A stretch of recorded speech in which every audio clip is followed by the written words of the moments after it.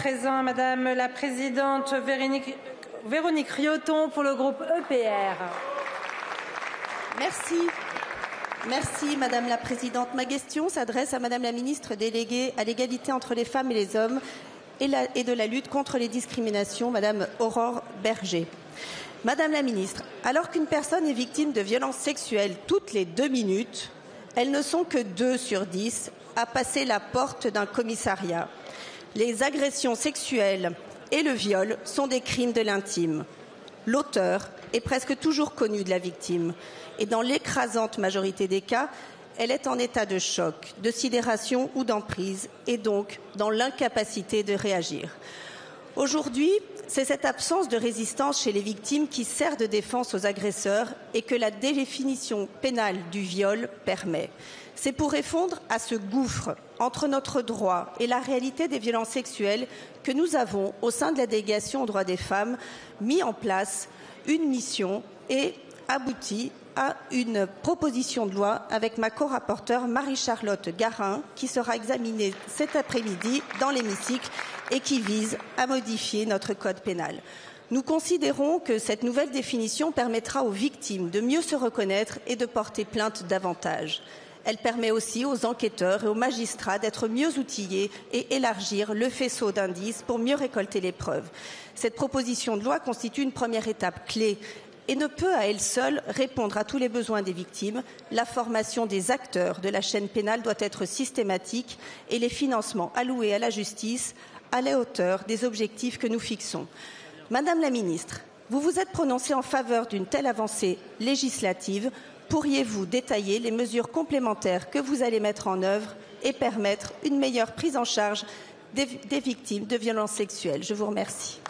Je vous remercie, Madame la Présidente. La parole est à Madame Aurore Bergé, ministre en charge de l'égalité entre les femmes et les hommes et de la lutte contre les discriminations. Merci Madame la Présidente, Mesdames et Messieurs les députés, Madame la Présidente Véronique Rioton.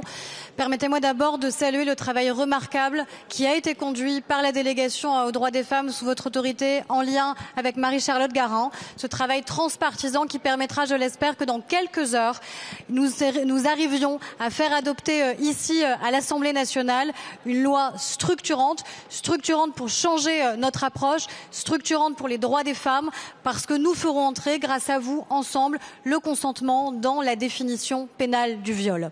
Parce que le consentement, c'est le cœur du combat que nous devons mener sur la question des violences et des violences sexuelles.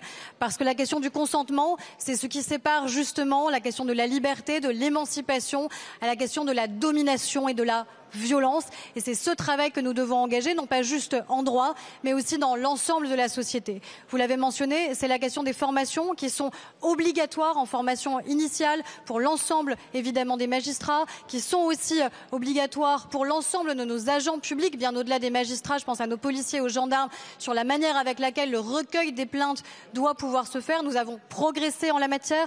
Entre 2017 et 2022, nous avons un taux de condamnation qui a progressé de 14% en matière de viol et dans ces condamnations, 93% de ces condamnations sont des condamnations à de la prison ferme.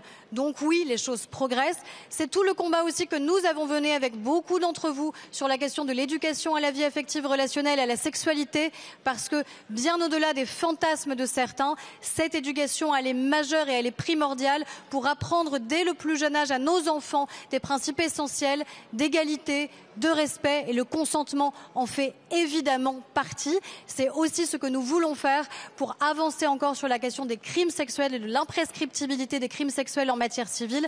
La loi sera examinée ce jeudi au Sénat grâce au soutien de l'ensemble du gouvernement et, je l'espère, de beaucoup de groupes politiques. Merci beaucoup, Madame la Ministre.